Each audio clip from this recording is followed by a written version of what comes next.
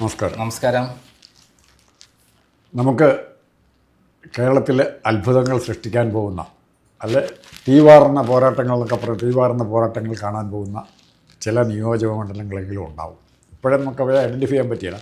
എന്നാലും ചില നേരിയ സൂചനകൾ പല നിയോജകമണ്ഡലത്തിനെക്കുറിച്ചും വരുന്നുണ്ട്. അതിലൊന്ന് ബേപ്പൂരാണ്. ബേപ്പൂർ ഒരു കോൺസ്റ്റിറ്റ്യുവൻസി ഇപ്പോൾ നമ്മൾ നർച്ചർ ചെയ്തിരിക്കുന്ന അല്ലെ വളർത്തിക്കൊണ്ട് വന്നിരിക്കുന്നത് ഭാവി മുഖ്യമന്ത്രിയുടെ നിയോജകമണ്ഡലം എന്നുള്ള നിലയിൽ തന്നെയാണ് CPM അണികളും CPM ട്രോളേഴ്സും വളർത്തിക്കൊണ്ട് വന്നിരിക്കുന്നത്. പക്ഷേ അപ്രതീക്ഷിതമായി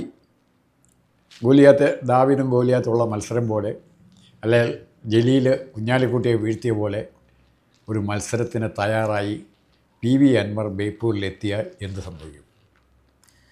അതായത് ഇതൊന്നല്ല കമ്പാരിസൺ. PV അൻവർ വന്നാൽ അത് ശരിക്കും വലിയ ബാധിക്കുമെന്നുള്ള കാര്യത്തിൽ സംശയമില്ല. മുഹമ്മദ് റിയാസാണ് അവിടെ കഴിഞ്ഞ തവണ 28,000 മേലെ വോട്ടിന് ബേപ്പൂരിൽ വിജയിച്ചിട്ടുള്ളത്. എല്ലാ കാലത്തും CPMൻ്റെ ശക്തി കേന്ദ്രമാണ് അവിടെ. മുമ്പ് ചാത്തുനിമാഷായിരുന്നു അവിടെ നിന്ന് സ്ഥിരമായി വിജയിക്കാറുള്ളത്. അത് അട്ടിമറിച്ചത് 1977 NP മൊയ്തീനാണ്. അടിയന്തരാവസ്ഥയ്ക്ക് ശേഷമുള്ള ഇലക്ഷൻ. നമ്മുടെ NP മുഹമ്മദിൻ്റെ ബ്രദറാണ്, സാഹിത്യകാരൻ NP മുഹമ്മദിൻ്റെ ബ്രദറാണ് NP മൊയ്തീൻ. 77 ആദ്യം വിജയിച്ചു. അത് അടിയന്തരാവസ്ഥയുടെ ഒരു എഫക്റ്റായിരുന്നു. കേരളത്തിലെ ഏറ്റവും അധികം സീറ്റുകൾ നേടിയിട്ടുള്ള അടിയന്തരാവസ്ഥ സമയത്താണ്. CPM തകർന്ന് തരിപ്പണമായിട്ടുള്ള ഒരു ഇലക്ഷനായിരുന്നു അത്. കാരണം അടിയന്തരാവസ്ഥ സമയത്തെ പ്രവർത്തനങ്ങൾ കാലത്ത് നിർജ്ജീവമായ CPM അതായിരുന്നു കാരണം. ഇന്ത്യ മുഴുവൻ CPM മറ്റു ശക്തികളെ പ്രതിപക്ഷങ്ങൾ വിജയിച്ചപ്പം, അധികാരത്തിൽ മൊറാർജി ദേശായി വന്നപ്പം കേരളത്തിൽ CPM അടിയറവ് പറഞ്ഞ കാലം. CH ചോദമേനോനും അതേപോലെ നമ്മുടെ K കരുണാകരനും ഉള്ളൊരു കാലമായിരുന്നു. K കരുണാകരനാണ് പിന്നീട് മുഖ്യമന്ത്രി വന്നത്. അധികാരം നിന്നില്ല എന്നുള്ളത് വേറെ പ്രശ്നം. എന്തായാലും ബേപ്പൂർ എന്നും CPMൻ്റെ ശക്തി കേന്ദ്രമാണ്, യാതൊരു സംശയവുമില്ല. അതിൻ്റെ ഭാഗമായിട്ട് തന്നെയാണ് കഴിഞ്ഞ തവണ മുഹമ്മദ് റിയാസ് അവിടെ നിന്ന് വിജയിച്ചത് 28,000 വോട്ടിൻ്റെ ഭൂരിപക്ഷം വിജയിച്ചിട്ടുള്ളത്. പക്ഷേ ഇപ്പോൾ നടന്ന തദ്ദേശ സ്വയംഭരണ തെരഞ്ഞെടുപ്പിൽ അവിടുത്തെ സ്ഥിതിഗതികൾ നോക്കുമ്പോൾ നമ്മുടെ PV അൻവറിൻ്റെ വിജയം സുനിശ്ചിതമാണെന്ന് പറയാൻ പറ്റും. കോഴിക്കോട് ജില്ലയിൽ 3 മണ്ഡലങ്ങൾ മാത്രമാണ് തദ്ദേശ സ്വയംഭരണ തെരഞ്ഞെടുപ്പിൽ പിടിച്ചു നിന്നത് LDF. ഒന്ന് ബേപ്പൂരാണ്. 1314 വോട്ടിൻ്റെ ഭൂരിപക്ഷം മാത്രമേ ഉള്ളൂ. 28,000 നിന്ന് എത്ര കുറഞ്ഞു? 27,000 വോട്ട് കുറഞ്ഞു. 27,000 വോട്ട് ഒലിച്ചുപോയി. പിന്നെയുള്ളത് കോഴിക്കോട് നോർത്താണ്, അതേപോലെ എലത്തൂരാണ്, നമ്മളെ ശശീന്ദ്രൻ. ഈ 3 വാർഡുകൾ ഒഴിച്ച് ബാക്കിയെല്ലാം തന്നെ UDFന് അനുകൂലമായി മാറി എന്നുള്ള ചരിത്രമാണ്. കഴിഞ്ഞ തവണ മൊത്തത്തിൽ സീറ്റ് ഇവിടുന്ന് പോയി. ഇവിടെ കൊടുവള്ളി ഒഴികെ ബാക്കിയെല്ലാം ഒലിച്ചു പോയി. കൊടുവള്ളിയിൽ മാത്രമാണ് UDFന് ആപ്പാട് വടകരയിലും കൊടുവള്ളിയിലും മാത്രമാണ് ആശ്വാസ വിജയം ഉണ്ടായിട്ടുള്ളത്. വേറെ എവിടെയും ചെയ്തിട്ടില്ല. 13 സീറ്റിൽ 11 സീറ്റും UDFന് നഷ്ടപ്പെട്ടു. വടകരയിൽ രമ നിന്നുകൊണ്ടാണ് അവിടെ ജയിച്ചു പോയത്. അതേപോലെ ഇവിടെ നമ്മുടെ കൊടുവള്ളിയിൽ നമ്മുടെ ഡോക്ടർ മുനീർ നിന്നുകൊണ്ടാണ് ജയിച്ചു പോയത്. ബാക്കി എല്ലാ സീറ്റും പോയപ്പോൾ ബേപ്പൂരിൽ 28,000 വോട്ടിൻ്റെ ഭൂരിപക്ഷത്തിനാണ് LDF ജയിച്ചത്. ഇപ്രാവശ്യത്തെ ഇടപെടട്ടെ. നമ്മളിത് പറയുമ്പോൾ ബേപ്പൂർ ഇത്രയും ഭൂരിപക്ഷം ഉണ്ടെന്ന് പറയുമ്പോൾ പോലും 91 കോലീബി സഖ്യം കോൺഗ്രസും മുസ്ലിം ലീഗും BJP ഒരുമിച്ച് അത് സമൂഹത്തിൽ അറിയപ്പെടുന്ന കൊള്ളാവുന്ന ഒരാൾ ഡോക്ടർ മാധവൻകുട്ടിയെ സ്വതന്ത്രനായിട്ട് നിർത്തി സപ്പോർട്ട് ചെയ്തിട്ട് പോലും CPMനെ തോൽപ്പിക്കാൻ പറ്റാതെ വന്നൊരു സ്ഥലമാണ് ബേപ്പൂർ. മാത്രമല്ല ഇപ്പോൾ ഉണ്ടാക്കിയിരിക്കുന്ന റിയാസിന് വേണ്ടി കോഴിക്കോട് ജില്ലയെ പരുവപ്പെടുത്തിയെടുത്ത് അറിയപ്പെടുന്ന CPMൻ്റെ നേതാക്കന്മാർ, പ്രത്യേകിച്ചും പ്രദീപ് കുമാറിനെ പോലെ അതേ ലെവലിലുണ്ടായിരുന്ന നേതാക്കന്മാരെയൊക്കെ ഒന്നൊന്നായി ഒഴിവാക്കി വന്ന് റിയാസ് മാത്രം കോഴിക്കോട് എന്നുള്ള കോഴിക്കോട്ടെ സുൽത്താൻ റിയാസായിട്ട് വൈക്കം മുഹമ്മദ് ബഷീറിന് ശേഷം അവതരിപ്പിക്കുകയാണ്. റിയാസാണ് മത്സരിക്കുന്നത്. റിയാസിൻ്റെ ക്ലൗട്ട്, റിയാസിൻ്റെ റിസോഴ്സസ് ഇതെല്ലാം അൻവറിനെതിരായിട്ട് വരില്ലേ? അല്ല, റിയാസിൻ്റെ എല്ലാ റിസോഴ്സസും ഉപയോഗിച്ചിട്ടാണ് അവിടെ ഇപ്രാവശ്യം മേയർ സ്ഥാനാർത്ഥിയായിരുന്ന മുസാഫിർ റഹ്മാനെ മീൻചന്തയിൽ മത്സരിപ്പിച്ചത്. ആ മീൻചന്ത വാർഡ് ഉൾപ്പെടെയുള്ള സ്ഥലമാണ് ബേപ്പൂർ നിയോജകമണ്ഡലത്തിൽ വരുന്നത്. അവിടെ ദയനീയമായി പരാജയപ്പെട്ടു. 294 വോട്ടിനാണ് പ്രാവശ്യം തോൽക്കുന്നത്. മീൻചന്ത വാർഡ് മുസാഫിർ റഹ്മാൻ എന്ന് പറഞ്ഞിട്ടുണ്ടെങ്കിൽ CP കുഞ്ഞുവിൻ്റെ മോനാണ്, മുൻ MLA. CP കുഞ്ഞു എന്ന് പറഞ്ഞാൽ ഞാൻ CP കുഞ്ഞിനൊക്കെ വേണ്ടി വർക്ക് ചെയ്തിട്ടുണ്ട്. ഈ മുസാഫിർ അഹമ്മദും അതേപോലെ മുഹമ്മദ് റിയാസും തമ്മിലുള്ള ബന്ധം എന്താ അറിയാമോ? മുഹമ്മദ് റിയാസും മുസാഫിറും എൻ്റെ ക്രൈമിൻ്റെ ഓഫീസ് ആക്രമിച്ച കേസിലെ പ്രതികളാണ്. 25 ദിവസം ജയിലിൽ കടന്ന് അങ്ങനെ ഭാഗ്യമുള്ള ആൾക്കാരാണ്. ഭാഗ്യം എന്ന് പറഞ്ഞാൽ അങ്ങനെയാണ് ലോട്ടറി അടിച്ച മാതിരി പിണറായി വിജയൻ്റെ മരുമോനായി മാറുന്നത്. ക്രൈമിൻ്റെ ഓഫീസിൽ നിന്ന് കടത്തിക്കൊണ്ടുപോയ രേഖകളൊക്കെയാണല്ലോ മോനെ അവിടെ എത്തിച്ചത്.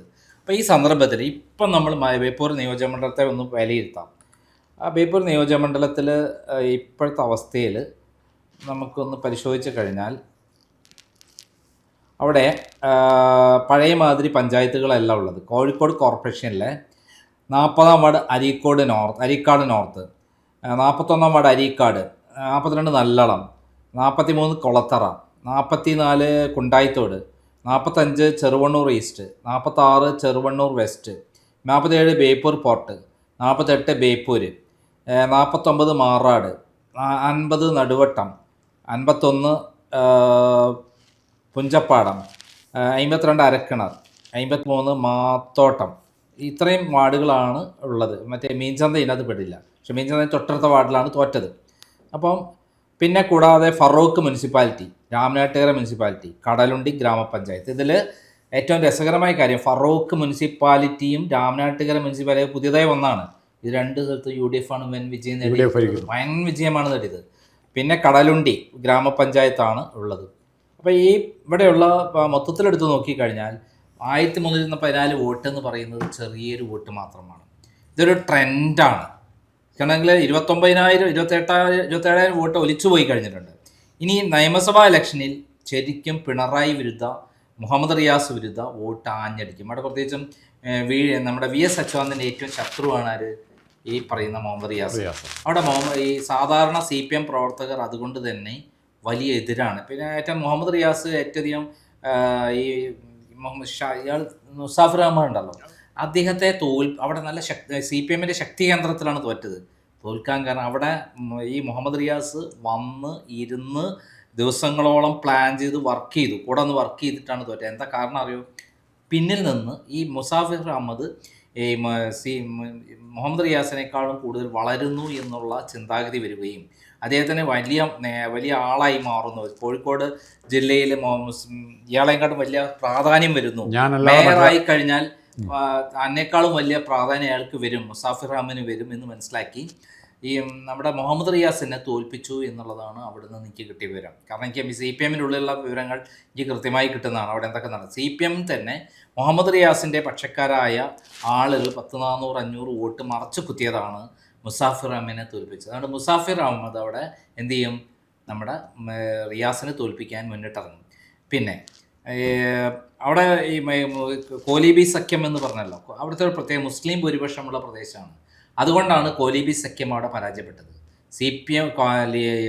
BJP അത്രമാത്രം ശക്തമല്ലായിരുന്നു അന്ന്.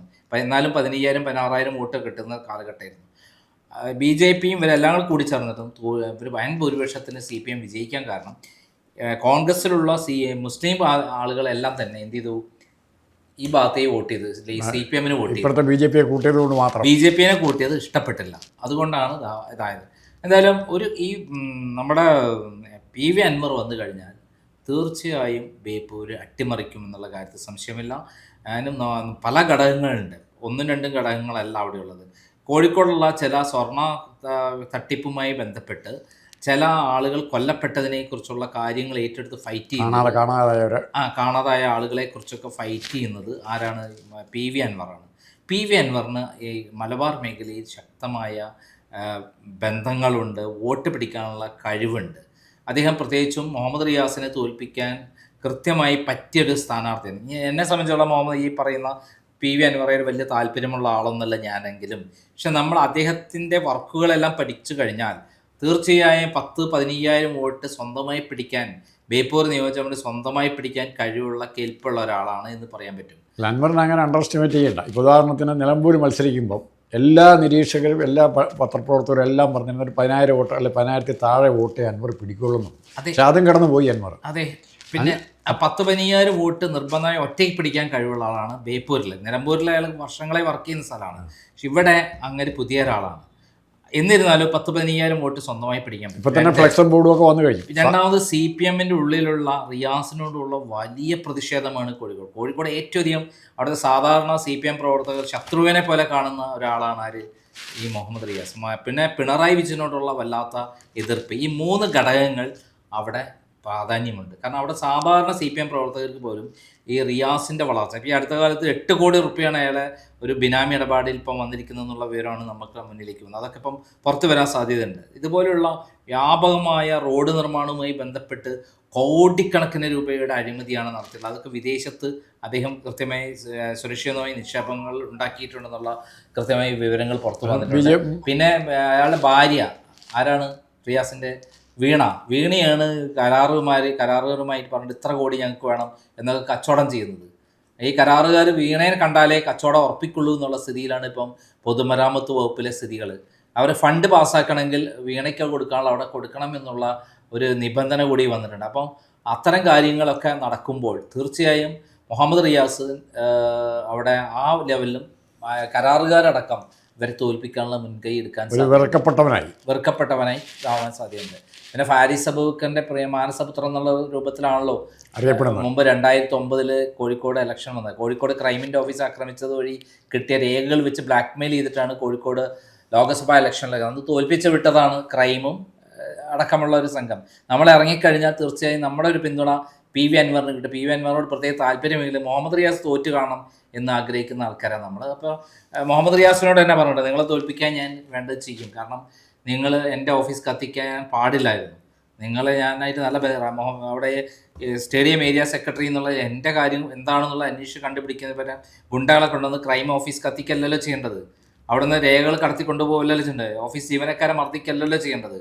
അല്ല, സാമാന്യ മര്യാദയുള്ള സാധാരണ നല്ലൊരു കമ്മ്യൂണിസ്റ്റുകാരനാണ് എന്താ ചെയ്യേണ്ടത്, എന്നെ വിളിച്ചിട്ട് എന്താണ് കാര്യം എന്ന് അന്വേഷിക്കണം. എൻ്റെ നമ്പർ അദ്ദേഹത്തിന് അറിയാം. എന്നിട്ട് എന്ത് ചെയ്യണം, അതിന് എന്താണെന്നുള്ള പരിഹാരം അദ്ദേഹത്തിന് എതിരായിട്ട് പിണറായി വിജയനെ കൊണ്ട് എന്തെങ്കിലും അയാൾക്ക് ഇൻ്റർവ്യൂ കൊടുത്തിട്ട് മറുപടി കൊടുക്കാൻ തയ്യാറായി നിൽക്കുന്ന ഒരാളായിരുന്നു ഞാൻ. അങ്ങനെയല്ലേ ചെയ്യേണ്ടത്. പകരം എൻ്റെ ഓഫീസ് കത്തിക്കുകയാണ്. പകരം നിയമപരമായി എന്തുകൊണ്ട് അദ്ദേഹം ഒരു കേസ് ഫയൽ ചെയ്തില്ല? നിയമപരമായി തന്നെയാണ് താനും. അപ്പം അന്ന് എന്നോട് പറഞ്ഞത് പാർട്ടി പറഞ്ഞു ഞാൻ ചെയ്തു എന്നാണ്. എന്നോട് കാല് പിടിച്ചിരുന്നു അദ്ദേഹം ഇങ്ങനെ ഈ കേസിൽ നിന്ന് ഒഴിവാൻ വേണ്ടി സഹായിക്കണം എന്ന് പറഞ്ഞിട്ട്. അവസാനം ഞാൻ പിന്നെ എനിക്കറിയാലോ പാർട്ടീൻ്റെ ഉള്ളിലെ കാര്യം. അങ്ങനെ രക്ഷപ്പെട്ടേന്ന് വെച്ചിട്ട് ഞാൻ എന്ത് ചെയ്തു, കോടതിയിൽ പറഞ്ഞു ഞാൻ ഈ കേസുമായി മുന്നോട്ട് വന്ന് സംഭവം നടന്നിട്ടുണ്ട്, ഇയാൾ ക്രിമിനലാണ്, പക്ഷേ ചെറുപ്രായമാണ്, മുൻ പോലീസ് ഓഫീസറുടെ മകനൊക്കെ അല്ലേ, നന്നായി പോട്ടെ എന്ന് പറഞ്ഞിട്ടാണ് ഞാൻ അവിടെ കോടതിയിൽ മൊഴി കൊടുത്തത്. എന്തായാലും ബേപ്പൂരിൽ തീപ്പാറുന്ന മത്സരമായിരിക്കും. മാത്രമല്ല ബേപ്പൂരിലെ ഇലക്ഷൻ റിസൾട്ട് അല്ലെങ്കിൽ അവിടെ നടക്കുന്ന പ്രചരണം മലബാർ മേഖല മൊത്തത്തിൽ ഇളകും. മലബാറിലെ 10-60 സീറ്റുകളിൽ 50 സീറ്റും UDF പിടിച്ചു വാങ്ങാൻ ഒരു സഹായിക്കുന്ന PV അൻവർ ഇവിടെ മത്സരിക്കുന്നത് കൊണ്ടായിരിക്കും എന്നുള്ളതാണ് ഞാൻ മനസ്സിലാക്കുന്നത്. ഇപ്പം തന്നെ നല്ല 10-40 സീറ്റിൻ്റെ ഭൂരിപക്ഷം UDF-ന് കിട്ടിയിട്ടുണ്ട്. അതിനേക്കാൾ മലബാർ മേഖല മാത്രമല്ല, മറിച്ച് മാർക്സിസ്റ്റ് പാർട്ടിയിലെ CPM-ലെ ആഭ്യന്തര സംഘർഷങ്ങൾ വളരെ മൂർച്ഛിക്കും ഇങ്ങനെ തോറ്റു കഴിഞ്ഞാൽ. അല്ല, ഇത് തോറ്റു കഴിഞ്ഞിട്ടുണ്ടെങ്കിൽ അവിടെ പിന്നെ ധിക്കാരവും അഹങ്കാരത്തിന് കിട്ടുന്ന ഏറ്റവും വലിയ തിരിച്ചടിയായിരിക്കും. കഴിഞ്ഞ തവണ നമ്മുടെ ഇയാളിലെ പ്രദീപിനെ ലോക്സഭയിൽ തോൽപ്പിക്കാൻ വേണ്ടി ഏറ്റവും പിന്നിൽ പണിയെടുത്ത ആളാരാ? മുഹമ്മദ് റിയാസാണ്.